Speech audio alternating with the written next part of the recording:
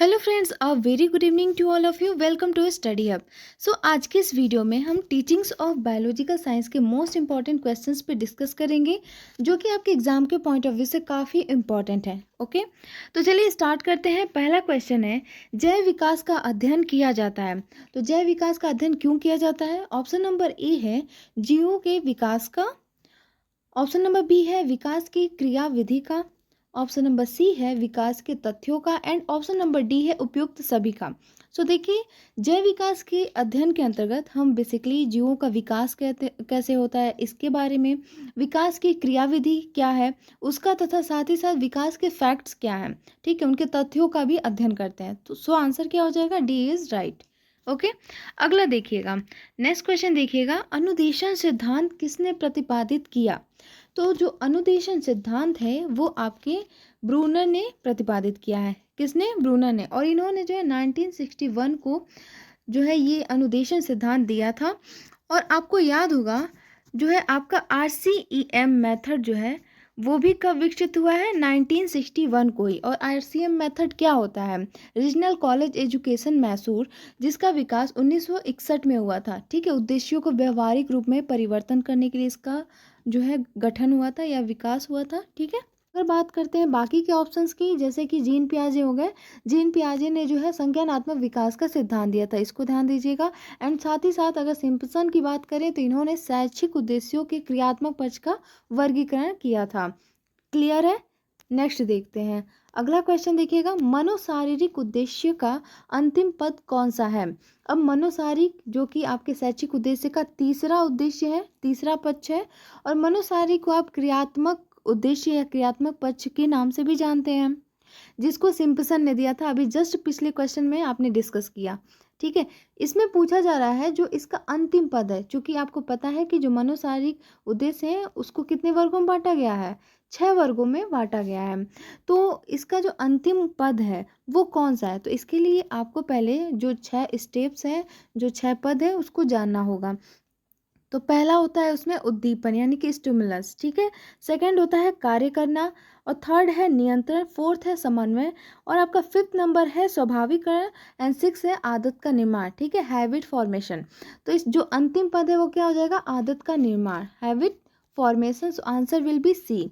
अगर मूल्यांकन की बात करते हैं, जो पहला ऑप्शन है मूल्यांकन, तो जो मूल्यांकन है वो आपका जो है संज्ञानात्मक पक्ष के अंतर्गत आता है।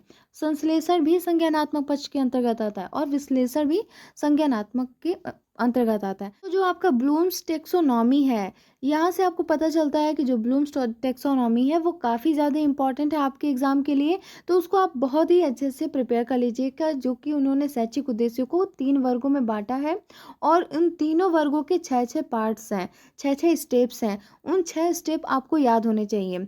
ठीक है, नेक्स्ट देखिए, जैसे कि आपको पता है ज्ञानात्मक उद्देश्य तो ऑलमोस्ट हमको पता है, आप लोगों को भी लर्न हो गया होगा, लेकिन जो भावात्मक पक्ष है और जो मनोगत्यात्मक पक्ष है उसको याद करने में कहीं ना कहीं आप अभी भी भूल जाते हैं। तो अगर ऐसा है तो आप मुझे कमेंट करके बताइएगा, उसका ट्रिक भी शेयर कर दिया जाएगा। ठीक है, तो चलिए अब इसमें इस नेक्स्ट क्वेश्चन में देखिएगा क्या दिया गया है, कौन सा स्तर भावात्मक पक्ष का नहीं है? ठीक है, भावात्मक पक्ष का नहीं है, उसके लिए आपको भावात्मक पक्ष के जो भी 6 स्टेप्स हैं उसका पता होना ज़रूरी है। तो पहला जो होता है वो आग्रहण यानी कि जो है रिसीविंग। ठीक है, सेकंड होता है रिस्पॉन्डिंग यानी कि अनुक्रिया करना, थर्ड है आकलन, और फोर्थ है वो विचार है, और जो आपका फिफ्थ नंबर स्टेज है वो है संगठन, और जो सिक्स है वो है चरित्रीकरण। ठीक है, तो ये आपको याद होना चाहिए। अब देखिए, आपको पता है जो संगठन है वो भी किस में आता है? भावात्मक पक्ष में आता है। ग्रहण जो है रिसीविंग, ये भी भावात्मक पक्ष में आता है। लेकिन जो ये विश्लेषण है, एनालिसिस है, ये आपका आता है ज्ञानात्मक पक्ष में। किस में? ज्ञानात्मक पक्ष में। सो आंसर जो है आपका क्या हो जाएगा? सी इज राइट। कौन सी क्रिया विज्ञान शिक्षण में पाठ्य सहगामी है? अब पाठ्य सहगामी क्या होता है? जो पाठ में हेल्प करे। ठीक है, पाठ को कंप्लीट कराने में बच्चों में जो है रुचि, पाठ के प्रति जो है लेसन के प्रति बच्चों में रुचि उत्पन्न करे।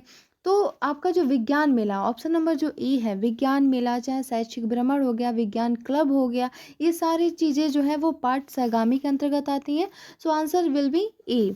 नेक्स्ट क्वेश्चन देखिए, आपका नेक्स्ट क्वेश्चन है, जीन पियाजे ने संज्ञानात्मक विकास की कितनी अवस्था बताई हैं? तो जीन पियाजे ने संज्ञानात्मक विकास की बेसिकली इन्होंने 4 अवस्थाएं बताई हैं। कौन कौन सी हैं? पहला जो अवस्था है वो संवेदी पेशी अवस्था, जो कि 0 से 2 वर्ष तक के बच्चे इसके अंतर्गत आते हैं। दूसरा अगर अवस्था की बात करते हैं तो दूसरा है पूर्व संक्रियात्मक या प्राक संक्रियात्मक अवस्था, जो 2 से 7 साल के बच्चे इसके अंतर्गत आते हैं। और तीसरा है वो आपका होता है मूर्त संक्रियात्मक अवस्था, जिसमें 7 to 11, ठीक है, 7 से 11 साल के बच्चे आते हैं। और जो आपका फोर्थ स्टेज है वो है औपचारिक संक्रियात्मक अवस्था, जिसमें 11 से लेकर 13 तक या उससे एबव के बच्चे आते हैं, ठीक है। तो इसको ध्यान दीजिएगा, इन्होंने जो है टोटल 4 स्टेजेस बताए हैं। नेक्स्ट देखिएगा, towards a theory of instruction. Toward a theory of instruction, ये किसकी पुस्तक है? तो ये बेसिकली ब्रूनर की पुस्तक है। आंसर विल बी सी, ठीक है। नेक्स्ट देखिएगा, अगला क्वेश्चन है, निम्नलिखित में से पाठ नियोजन के रूप हैं। पाठ नियोजन के जब लेसन प्लान आप करते हैं तो उसके कौन कौन से रूप हैं आपको बताने हैं।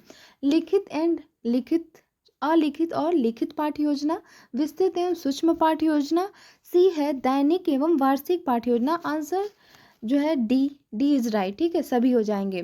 अब देखिए, जो आपका पाठ नियोजन होता है, जो लेसन प्लान है, उसके जो है टोटल 3 रूप होते हैं, और जो आपके ऑप्शन में मेंशन किए गए हैं यही तीनों रूप हैं। अब और भी ज़्यादा जो है पाठ नियोजन के बारे में डिटेल से जानेंगे नेक्स्ट क्वेश्चन में, ठीक है। तो इसके लिए नेक्स्ट क्वेश्चन को देखना पड़ेगा। जो नेक्स्ट क्वेश्चन है, शिक्षण हेतु नियोजन के आवश्यक तत्व हैं। तो देखिए, जो शिक्षण है, टीचिंग के लिए जो हम प्लानिंग करते हैं, उसके आवश्यक तत्व कौन कौन से होते हैं? पहला होता है पाठ नियोजन। पहले तो आप क्या करेंगे? लेसन प्लान करेंगे, फिर इकाई पाठ योजना, जो है इकाई का प्लानिंग, और जो आपका लास्ट बचता है, जो तीसरा आवश्यक तत्व है, वो होता है विषय विश्लेषण, ठीक है, पूरे होल सब्जेक्ट का एनालिसिस करना। So answer will B D is right, ठीक है। और इसी के अंतर्गत जो पाठ नियोजन है ना, इसके जो है 3 रूप होते हैं। 3 रूप जो मैंने अभी आपको बताया, कौन कौन से? लिखित और अलिखित, विस्तृत तथा सूक्ष्म, दैनिक तथा वार्षिक। अब जो अलिखित है, इसको थोड़ा थोड़ा सा आप जान जाइए क्या होता है। अलिखित, जैसे कि जो एक्सपीरियंसिव टीचर्स हो जाते हैं, जो ऑफिशियली हो जाते हैं टीचर, उनको जो है अपने पाठ वगैरह को, लेसन को पढ़ाने के लिए दोबारा से पूरा उसको लिखना नहीं पड़ता है, लेसन प्लान को क्रिएट नहीं करना पड़ता है, वो बस अपने जो है अकॉर्डिंग उस चीज़ को पढ़ाते हैं। लिखित पाठ योजना कब होता है? जैसे कि फॉर एग्जाम्पल आप लोगों ने बहुत सारा भर भर के लेसन प्लान बनाया हुआ है, तो वो हो जाता है लिखित पाठ योजना। एंड अगर बात करते हैं विस्तृत की, तो विस्तृत पाठ योजना जो है, जो ऑफिशियली टीचर हैं, ठीक है, उनके लिए होता है। लेकिन जो सूक्ष्म पाठ योजना होता है, वो प्रशिक्षक, जो ट्रेंड टीचर हैं, जैसे कि आप लोग हैं, वो आप लोगों के लिए जो है सूक्ष्म पाठ योजना, जो आपने बहुत बनाया है। एंड जो थर्ड है, जो दैनिक एवं वार्षिक। दैनिक की बात करें कि आपका जब इंटर्नशिप हुआ था, जब आप सबने इंटर्नशिप किया होगा, तो आपने देखा होगा कि आपको रेगुलर का जो भी पाठ्य योजना, जो भी आपको पढ़ाना है, उसका आपको एक पूरा ओवरऑल लेसन प्लान बनाना होता है, ठीक है। और जो एक लास्ट होता है वार्षिक पाठ्य योजना, जो कि शिक्षकों के लिए होता है, जो ऑफिशियली वास्तविक रूप से जो है अध्यापक होते हैं, ठीक है। तो ये आप इसको ध्यान दीजिएगा। अब नेक्स्ट देखते हैं अगला क्वेश्चन। देखिएगा, preparation of understanding. Preparation of understanding, ये जो बुक है वो किसकी है? तो ये जो बुक है वो विथ वॉरेन की पुस्तक है। Answer will be B. So next question है, जीन पियाजे के संज्ञानात्मक विकास के अनुसार कौन सा कथन सत्य है? सो आंसर देखिए, पहला देखिएगा ऑप्शन, इसमें 5 चरण होते हैं, बिल्कुल भी नहीं। अभी आपने देखा कि इन्होंने जो है टोटल 4 स्टेजेस बताए हैं। सेकंड दिया, संज्ञानात्मक विकास निरंतर नहीं होता है, बिल्कुल गलत बात है। इनके अकॉर्डिंग इन्होंने बताया जो संज्ञानात्मक विकास होता है वो सतत होता है, कंटिन्यू होता है, ठीक है। एंड जो संज्ञानात्मक विकास होता है संस्कृति के अनुसार होता है, बिल्कुल भी नहीं। जो संज्ञानात्मक विकास होता है वो वातावरण के अनुसार होता है, समाज के अनुसार होता है। सो और नेक्स्ट देखिएगा कि इसमें से किसी भी चरण को छोड़ा नहीं जा सकता, बिल्कुल भी सही। आप किसी भी चरण को, जो भी इन्होंने 4 चरण बताए हैं, इसको इसमें से किसी भी चरण को छोड़ा नहीं जा सकता, सारे स्टेजेस इंपॉर्टेंट हैं, ठीक है। नेक्स्ट देखिएगा, अगला क्वेश्चन है, शिक्षण अधिगम में रॉबर्ट गेने, यहाँ पे देने दे दिया है गेने, ठीक है, गेने होगा।